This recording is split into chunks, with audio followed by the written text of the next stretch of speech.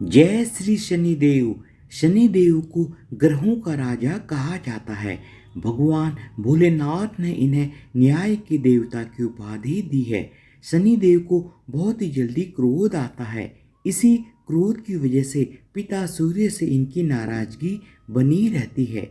इनके क्रोध से सभी बचने की कोशिश करते हैं, वरना व्यक्ति पर मुसीबतों का पहाड़ टूट पड़ता है। इसलिए इन्हें प्रसन्न करने के लिए शनिवार का व्रत रखा जाता है।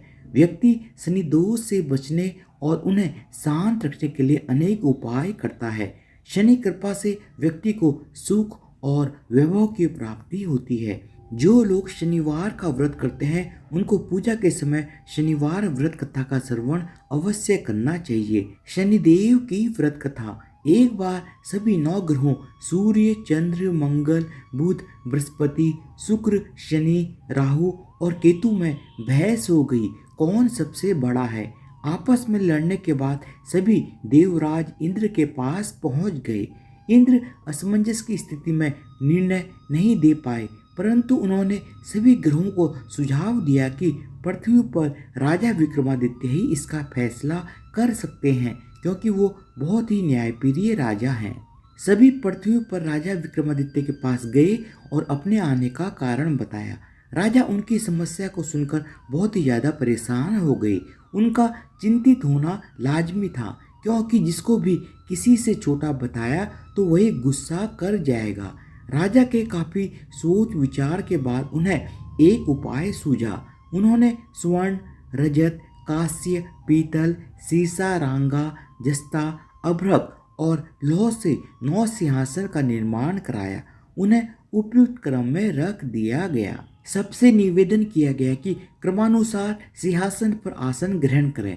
शर्त यह रखी गई कि जो सबसे अंतिम में सिंहासन पर आसन ग्रहण करेगा वही सबसे छोटा माना जाएगा, जिसकी वजह से शनिदेव सबसे बाद में आसन प्राप्त कर सके और सबसे छोटे कहलाए। क्रोध के आवेश में आकर शनिदेव ने सोचा कि राजा ने यह सब कुछ जानबूझकर किया है। कुपित होकर शनिदेव ने राजा से कहा कि हे राजा, तू मुझे नहीं जानता। सूर्य 1 राशि में 1 महीना, चंद्रमा 2.25 महीने 2 दिन, मंगल 1.5 महीना, बृहस्पति 13 महीने, बुध और शुक्र 1-1 महीने विचरण करते हैं, लेकिन मैं 2.5 से 7.5 साल तक रहता हूँ। मैंने बड़े बड़े का विनाश किया है। श्री राम की 7.5 आने पर उन्हें जंगल जंगल भटकना पड़ा और रावण की 7.5 आने पर लंका को बंदरों की सेना से परास्त होना पड़ा। क्रोधित शनिदेव ने राजा से कहा कि अब आपको सावधान रहने की जरूरत है। इतना कहकर शनिदेव कुपित अवस्था में वहां से चले गए। समय गुजरता गया और कालचक्र का पहिया घूमते हुए राजा की 7.5 आ ही गई। तभी शनिदेव घोड़ों का सौदागर बनकर राजा के राज्य में आए। उनके साथ अच्छी नस्ल के बहुत सारे घोड़े थे। जब राजा को सौदागर के घोड़ों का पता चला तो उन्होंने अश्वपाल को अच्छे घोड़े खरीदने के लिए भेजा। अश्वपाल ने कई अच्छे घोड़े खरीदे। इसके अलावा सौदागर ने उपहार स्वरूप एक सर्वोत्तम नस्ल के घोड़े को राजा की सवारी हेतु दिया। राजा विक्रमादित्य जैसे ही उस घोड़े पर बैठे वह सरपट वन की ओर भागने लगा। जंगल के अंदर पहुंचकर वह गायब हो गया।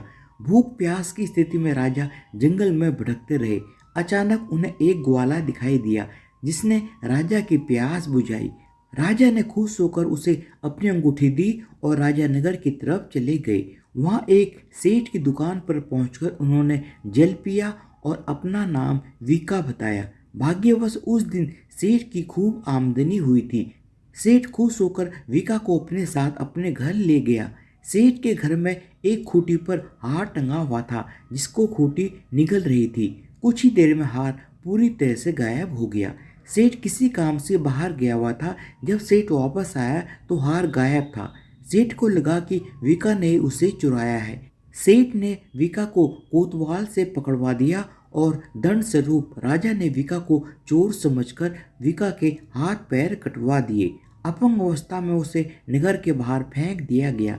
तभी वहां से एक तेली निकल रहा था, जिसको विका पर दया आ गई। उसने विका को अपनी गाड़ी में बैठा लिया। विका अपनी जीप से बैलों को हाँकने लगा। कुछ समय पश्चात राजा की शनि दशा समाप्त हो गई। वर्षा काल आने पर विका मल्हार गाने लगा। एक नगर की राजकुमारी मनभावनी ने मल्हार सुनकर मन ही मन प्रण कर लिया कि जो भी इस राग को गा रहा है वो उसी से विवाह करेगी। उन्होंने दासियों को खोजने के लिए भेजा, परंतु वापस आकर उन सभी ने बताया कि वह एक अपंग आदमी है। राजकुमारी यह जानकर भी नहीं मानी और अगले दिन ही वह अनशन पर बैठ गई।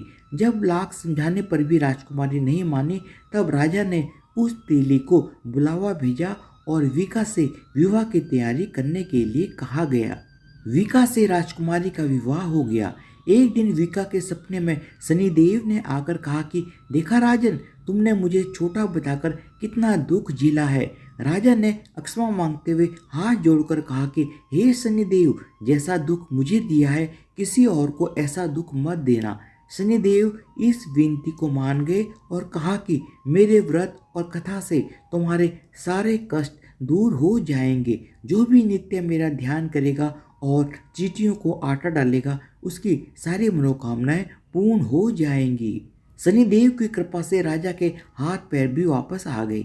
दूसरे दिन जब सुबह राजकुमार की आंख खुली तो वह आश्चर्यचकित हो गई। विका ने मनभावनी को बताया कि वह उज्जैन का राजा विक्रमादित्य है।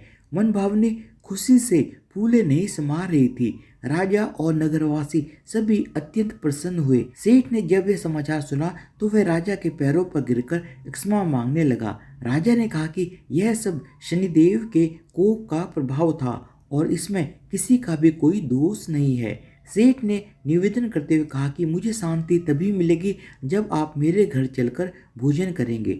सेठ ने कई प्रकार के व्यंजनों से राजा का सत्कार किया। जब राजा भोजन कर रहे थे तभी जो खूंटी हार निकल गई थी वही उसे अब उगल रही थी।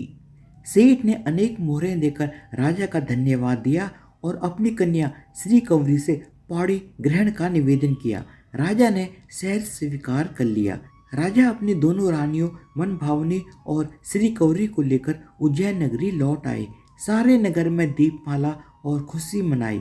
राजा ने घोषणा करते हुए कहा कि मैंने शनिदेव को सबसे छोटा बताया था, लेकिन असल में वही सर्वोपरि है। तब से सारे राज्य में शनिदेव की पूजा और कथा नियमित होने लगी। सारी प्रजा के बीच खुशी और आनंद का वातावरण बन गया। शनिदेव के व्रत की कथा को जो भी सुनता या पढ़ता है उसके सारे दुख दूर हो जाते हैं और सभी मनोकामनाएं पूर्ण हो जाती हैं। धन्यवाद। बोलो शनिदेव महाराज की जय हो।